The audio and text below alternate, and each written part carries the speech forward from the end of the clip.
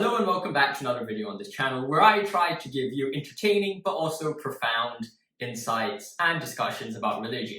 But today we're not really going to be doing too much of that because we are going to be giving somewhat of a response video, a kind of a more light-hearted video in response to a recent video which I saw on YouTube by genetically modified skeptic who basically made a video called 4 Lies or 4 More Lies That Theists Tell Atheists. So when I first looked at that, I was like, question mark, and I've completely lost my notes. Mis buenas notas no existen porque... Well, my notes have completely disappeared and I don't know where they are. I can't find them. They don't seem to be anywhere where I normally put my stuff, but, well, I just have to go a bit off script here. But it doesn't really matter. Well, the reason why I'm deciding to make quite a less formal response to this video is essentially because I don't think the video was made with quite formalism, because if he was actually trying to make that video as a serious response to theism or the best arguments, which he's never claimed to do so, well, I think his argument would be completely off, because out of his 4 so-called lies that theists tell atheists, I've never heard one of them, and 2 of them are grave misrepresentations, or just off the mark. So I don't think he's making it too seriously, and that's why I'm not making a direct rebuttal or response to his video. Instead, I'm just going to make the quick 4 worse, or the 4 lies that atheists tell theists. And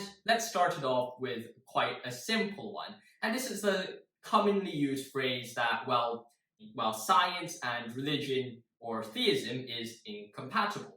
And when you first hear it, it seems to make sense intuitively, because we're commonly taught that, well, science is atheism and, well, theism is, well, just not science, it's somewhere out there. But if you actually look at the literature, or also just look at what actually science means, you soon realize that it's nothing like this. Unlike what some of the new atheists like to say, just like miracles are all impossible, all these miracles are all really stupid things to believe in. What actually is the case is that at the bare minimum, there is no incompatibility between science and theism. And you might go, well, what about young earth creationism, or the world was created in 6 days, which is kind of the same thing? Or, well, do you believe that, I don't know, that the world was created before the sun or something like that? But as you may notice, and using the language of the genetic modified skeptic here, these are all just caricatures of ridiculous or ludicrous, I think that's what he said. My notes it's written in my notes, but those are gone. So I think what he said was, these were just caricatures of ludicrous scientific theories that theists are meant to believe in. Like, what we should all know is that theists are a very wide bunch. Christians could believe in a lot of things. I have Christian friends who are Calvinists, Christian friends who are Molinists, Christian friends who like eating chicken legs, and Christian friends who don't like eating chicken legs. So, you know, there's a massive range of Christians who don't always have to fit into your category of this Christian knows nothing about science. And if you want more evidence for that, and since I'm not going into a massive video about how Christianity and science are incompatible, or why they're incompatible, I would recommend you to a book written by Alvin Plantinga, which is Where the Conflict Really Lies, which aims to show that science and theism are actually compatible, whereas science and naturalism have more problems. And let me just give you a quick snippet into what he actually says there. And this is one of his arguments against naturalism, which is called the evolutionary argument against naturalism, which basically says, on evolution, human belief is guided towards survivability instead of truth. And if human belief are evolved to give us, like, survivability, that means it helps us survive. If our cognitive faculties, or if our senses give us truth, that is a mere coincidence instead of actually being determined or any objective guidance towards truth. And this is kind of also what Kant says in the things in itself, the intrinsic nature of things and the world of appearances. There seems to be a bit of a divide between what we observe and what is actually there, the truth.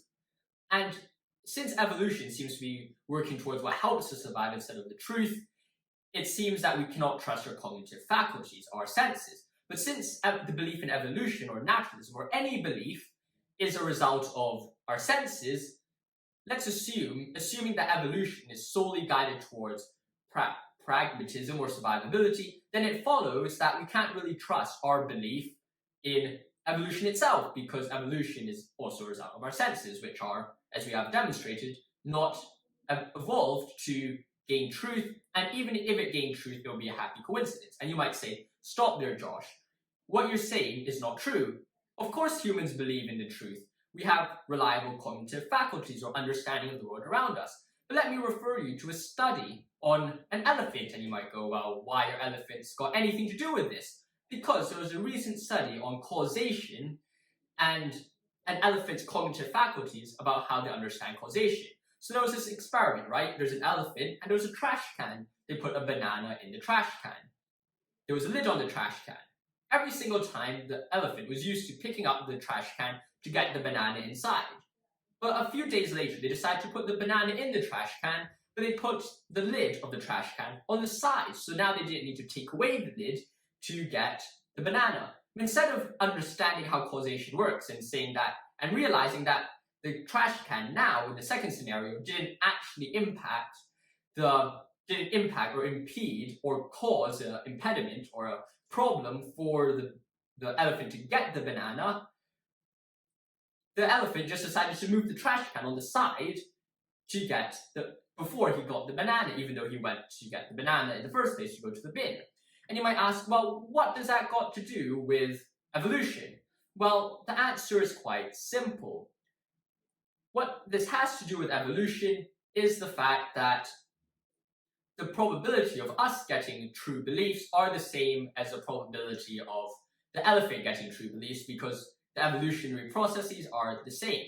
Of course, you might say there's slight probabilistic differences. Perhaps both the humans are way more developed than the elephants, but there's no reason or no objective standard out there to say why humans are more objectively attuned to be developed instead of the elephant, or anything like that. So without this objective standard of actually truth or a way to judge us, well, what happens is that we can only trust our cognitive faculties as reliably as we see these elephants and their cognitive faculties, which, as seen in the demonstration, is not that great.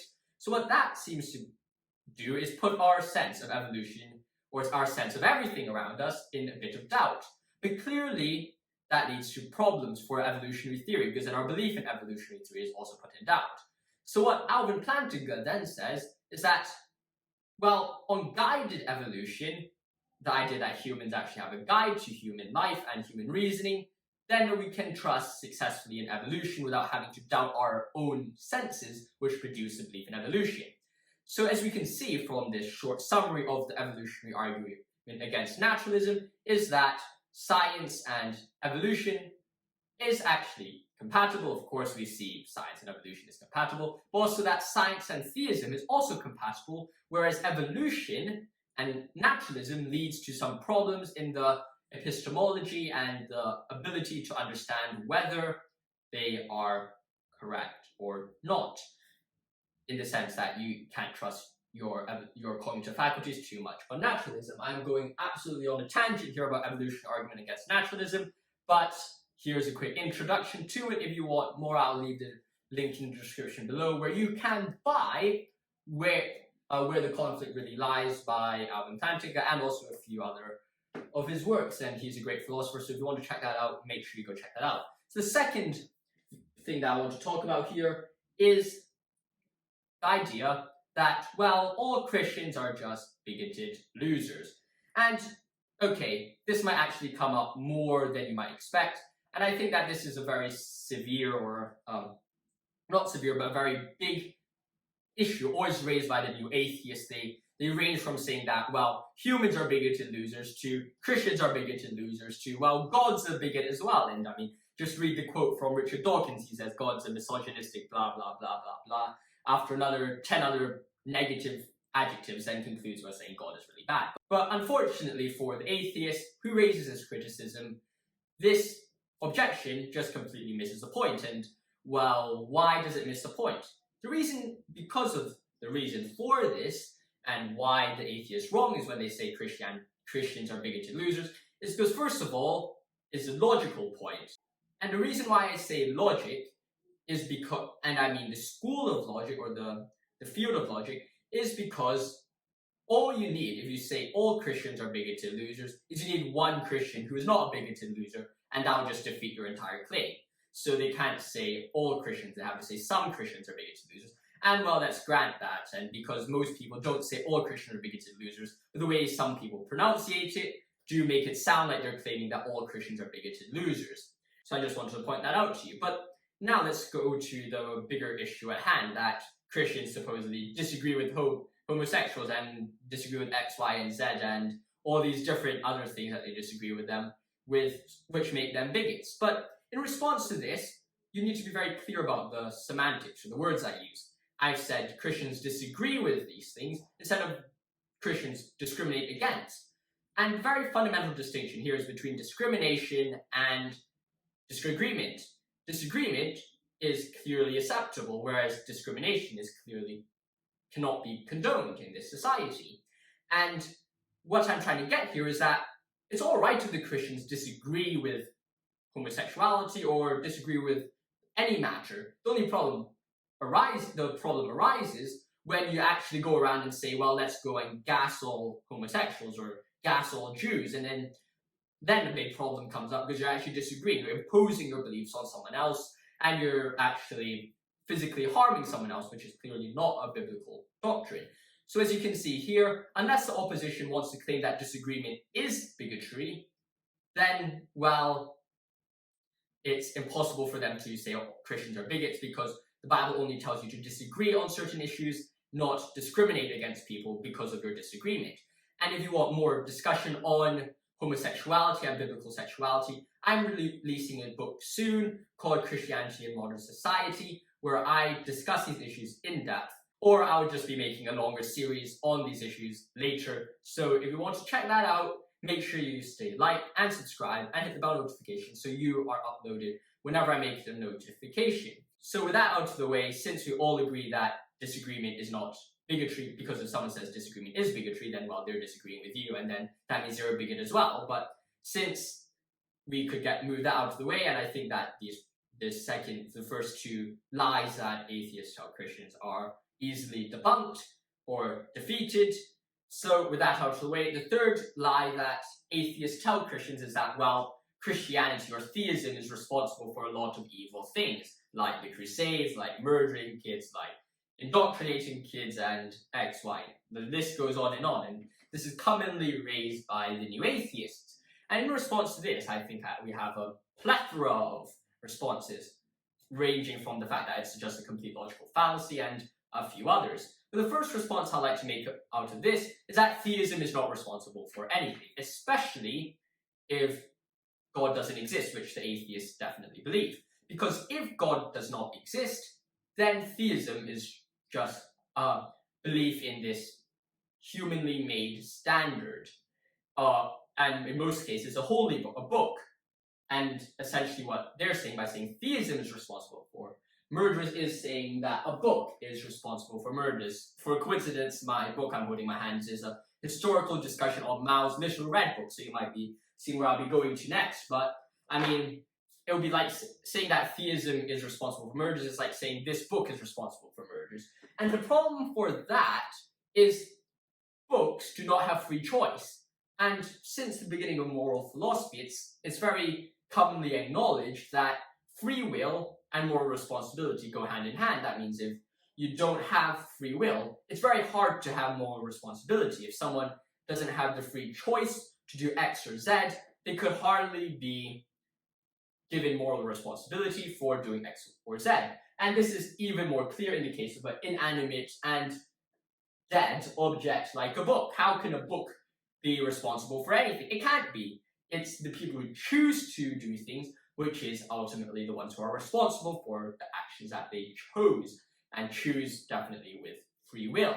So here we can see that number one, if theism is not true, which atheists believe, and that theism is essentially codified as a book, which is inanimate and which does not have choice, then surely that book or theism cannot be to blame for anything, because, well, it's not the book which is doing anything, because the book has no moral responsibilities. It's the people who have the responsibility. So at the end of the day, it will be the people to blame and not theism. And now let's assume that theism is true, because that is what we definitely believe, that theism is true. And it isn't any better, because what we see here is what you call an ad hominem fallacy. It's attacking the actions of the people instead of the thing itself. And the reason why it's very clear that the Christians or the so-called theists are not representing theism is essentially because they're not representing what the Bible actually tells us to do. And you might be asking, well, what about Muslims? They might be representing the Quran. But then, if that's the case, well, there's only one true religion. And I don't think, in my worldview, that Islam is the right true religion. So I believe the Bible is a true religion. So I hold all theists to the standard. If they don't reach the Bible, or they're not working for the Bible, or according to the Bible, then that's not a true representation of Christianity. If that's the case, then all of the arguments against, what about Muslims, all go out the window under the first argument that we've raised, in the sense that the Quran has no moral responsibility whatsoever, because it's an inanimate object. But now let's talk about the Crusades and stuff like that. It's quite clear if you read the Bible that the Bible does not support the Crusades. And I don't know where some new atheists get it from, but the idea that the Bible supports extreme violence and crusades and all these things are just wrong. And if you look at the examples of Martin Luther King and other Christian pacifists, it's quite clear that Christianity is compatible with non-violent acts. And if you want more evidence of why the Bible is not supporting evil and stuff like that, I'll point you to another book called Is God a Moral Monster by Paul Copan, and I'll also have a link to that book in the description below. But as you can see, theism, when people say, well, the Crusades are bad and these things are a result of religion, it's not really a result of theism, it's a result of the misuse of theism. And that's very important here. And essentially it's an ad hominem attack because it's attacking the humans, actually humans instead of theism itself. Let us go on to the last criticism that I want to deal with. And this is essentially this is more of a response to what the genetically modified skeptic says, is the idea that on atheism there is meaning. And this is basically this is one of those lies that supposedly theists tell atheists, is that, well, on atheism there is no meaning. And he says, well, that is a lie. And I agree with him, and I agree with his interpretation of that statement, which is, as I've raised before, is a misinterpretation of the statement. When a theist tells an atheist, on atheism there is no meaning, he's not saying that there is no subjective meaning, because just as from contradiction anything follows, it can be easily demonstrated that from subjectivity anything follows. And since clearly rights and meaning is a thing, if someone's accepting subjective meaning and things like that, well, sure, everyone can have subjective meaning. I'm not arguing against that. And it's also just philosophically unsound to say that your lives have no subjective meaning, because when you add subjective in front of anything, anything follows. What the theist has always tried to say was that atheism cannot ground objective meaning in life. And that's the only thing we're claiming. So everything about theists not believing that life has a subjective meaning is completely absurd, because theists definitely allow subjective meaning in everything. Those meanings are just not the objective meaning that is required or implied by a lot of statements like inalienable rights or other objective statements or about meaning, purpose, morality, and these things cannot be grounded on atheism. And I will not be going into depth about that here, because that's just, the entire scope is different. But if you go check out Genetically Modified Skeptic's video, it's quite clear that he's only responding to subjective meaning and not objective meaning, so he's completely misrepresenting the theist claim. So with that out of the way, we've finished our 4 lies that atheists tell theists. And you might say, well, you've completely winged this video, and that's kind of true. I completely lost my notes, but I hope you've enjoyed this video. Have a great week, stay safe, and if you were expecting another video on the problem of evil to finish off the series, well, I'm sorry I disappointed you, but I'll be making a video about that really soon. It's the weekend, so I have a bit more time. The last or the penultimate video on the Problem of Evil series is A Theodicy of Love, or the second Dostoevskian theodicy. So if you're interested in that, make sure you like and subscribe, hit the bell notification. I'll hope to see you there in the next video, and without further ado, God bless, stay safe, and goodbye. Thank you.